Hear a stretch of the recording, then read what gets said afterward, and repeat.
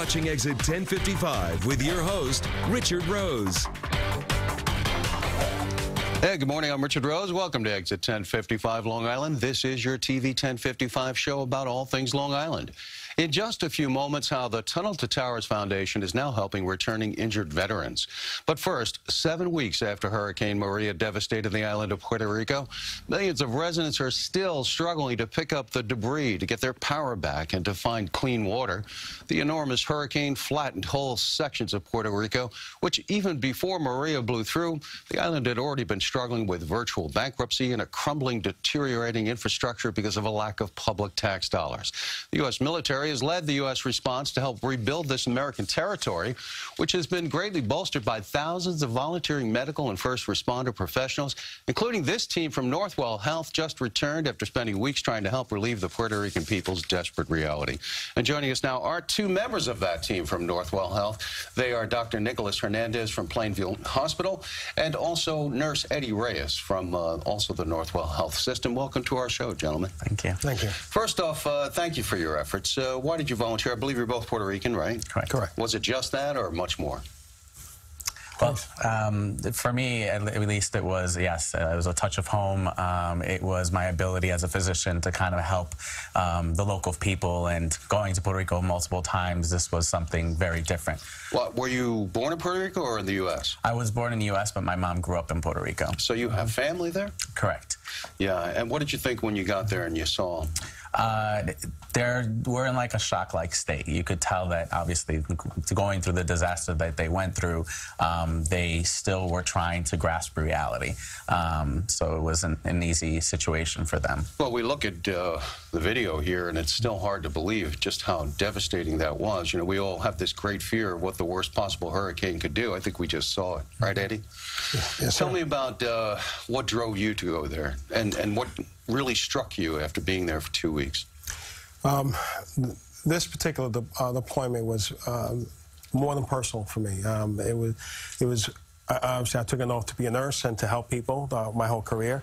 And when I got there, it became even more personal because my family was involved in the care that we gave. You have family there? Yes, sir. And again, were you born in Puerto Rico or here in the U.S.? I was actually born in the Bronx, raised in Puerto Rico up to 5th grade. I came back to the States. But family in Puerto Rico? Correct. Were you gentlemen anywhere near the area where your family was hit? Yes, yes. I had my aunt and my cousin who was a patient on the 5th floor where we didn't know where he was at first because we lost contact. Yeah, at first you didn't know where your cousin was?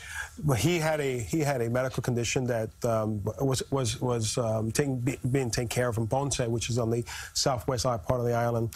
And when he moved him to Caguas Jimas, the family lost contact with where he was at exactly. I happened to be right place, right time, met his daughter, and find out that he was on the 5th floor. And this is a pretty common story, right, Doctor? Yeah, that's correct. The confusion, the chaos, the inability to communicate. Correct. I mean, it's like you're coming out of a scene from a movie. It's just out of your reality's grasp.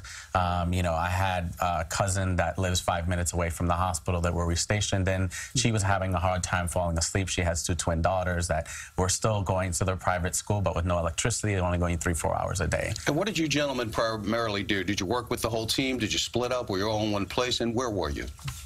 Well, we had multiple roles, everybody, even whether you did patient care or you moved boxes or you set up a tent or got the MREs for the team for that day. You say set up a tent, so there's not like hospitals that you're walking into. You're walking into tent zones? It was a Wellston shelter supplied by the DMAT team that was already on the ground.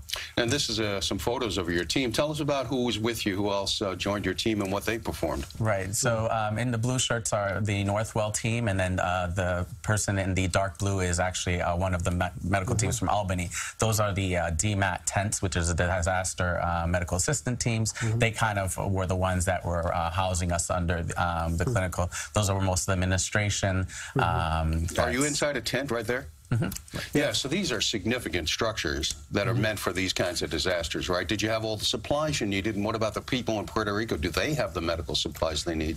Well, we had we had the best that we can have under those conditions. I think Northwell Health and the DMAT teams and Albany Medical bought a lot of equipment to make sure that we can help the people in Puerto Rico. What would you say is the biggest need right now? We hear about loss of power and really contaminated water. So both of those, or what is the biggest need?